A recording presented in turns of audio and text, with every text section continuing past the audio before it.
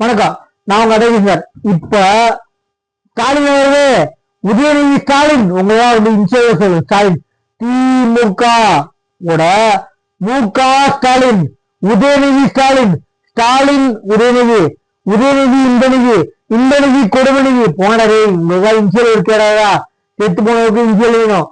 தமிழ்நாடு அரசு பேருந்துக்கு தூக்கிடுங்க. தமிழ்நாடு எல்லாம் போடு சொத்து உங்க போடு சொத்தா? பிளான் கூட வச்சிருப்பாரு முக ஸ்டாலின். அவங்க அப்பா பேர் வைக்கிறான்னு, அவங்க தாத்தா பேர் வைக்கிறான்னு. நான் சொல்றேன் நடக்கிறது வேறையா போயிடும். தமிழ்நாட தூக்கிட்ட உங்க அப்பா பேரு வச்ச ஒரு பஸ் கூட ஓடாது. நீங்க அரசு ஒட்டுமொத்த தமிழ்நாடு இறங்கிட்டாங்க.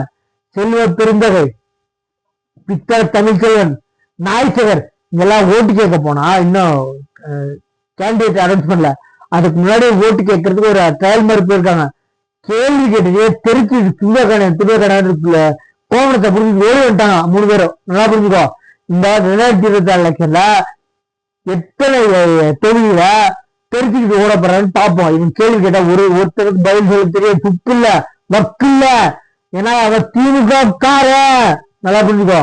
மக்களுக்கு தெரியும், இன்க்ளூடிங் என்னையும் சரி. நீங்க வேணும் உட்கார வைக்கல, வேற மாற்று கட்சியில் இல்லாமதான் உட்கார வச்சோம். 2 கட்சி அறிவு கட்டுங்களா உடனே பேர் புரிஞ்சுக்காதீங்க. உங்களை வேணும்னா உட்கார வச்சாங்கன்னா உருட்டு ஊட்டுவோம். உதயநிதி ஸ்டாலின் எங்களுக்கு மக்கள் தெரியும், புரிதல் தெரியுமா எங்களுக்கு? நீங்க வேணும்னு உட்கார வைக்கல, வேற மாற்று கட்சியில் இல்லாம தான் உட்கார வச்சோம். இந்த ஆடி மாற்று கட்சியில் இருக்கு. தெளிவா புரிஞ்சுக்கோ. எத்தனை இடத்துல டெபாசிட் போகுதுன்னு பாரு. சகாப்தம் முடிச்சு எத்தனை இடத்துல டெபாசிட் இழப்புன்னு பாருங்க. சகாப்தம் திமுக சகாப்தம் முடிச்சு 2021. சரிங்களா? நீங்க அப்படி வேணாலும் யார் வேணாலும் நிப்பாட்டிக்கோ, தடுத்து நிறுத்துக்கோ, என்ன தடுத்து நிற்கோ. மக்களுக்கு தெரிஞ்சு போச்சு நீ பண்ற ஆட்டவாசலாம். சிறுபான்மையிற்கு நீ என்ன நாடகம் பண்ண தெரிஞ்சு போச்சு. இத குடும்பமா பண்ணிருக்கிறோம், அதுவும் தெரிஞ்சு போச்சு. நாடகோஷ்டி மட்டும்தான் நீங்க அப்படின்னு என்ன. நம்ம சேனலை சப்ஸ்கிரைப் பண்ண போற. இதுல இந்த வீடியோட இன்னொரு வீடியோ சேர்த்து போற ஃபுல்லா பாருங்க. நம்ம சேனல் சப்ஸ்கிரைப் பண்ண போறேன்.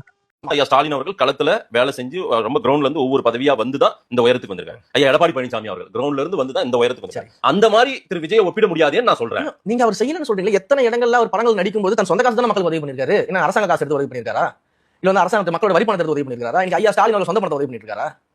இல்ல உதயநிதி ஸ்டாலின் சொந்த பணத்தை உதவி பண்ணிருக்காரா? எல்லாம் அரசாங்க பணம் தானே. நீங்கள் நான் கட்ட வரி பணம் தானே. நம்மளுடைய வரி பணம் தான் திட்டங்கள் திட்டப்படுது.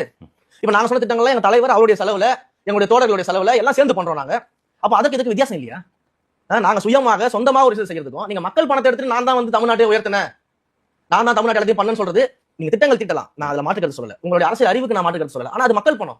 ஒரு தலைவர் முதல்ல தான் சொந்தமா என்ன பண்ணிருக்காரு அப்படின்றத நீங்க காட்ட முடியுமா? இன்னைக்கு எந்த தலைவர் காட்ட முடியும்? அப்படி எதுவுமே கிடையாது. அதுதான் ஒரு தலைவருக்கு அழகுன்னு நம்ம சொல்றோம்.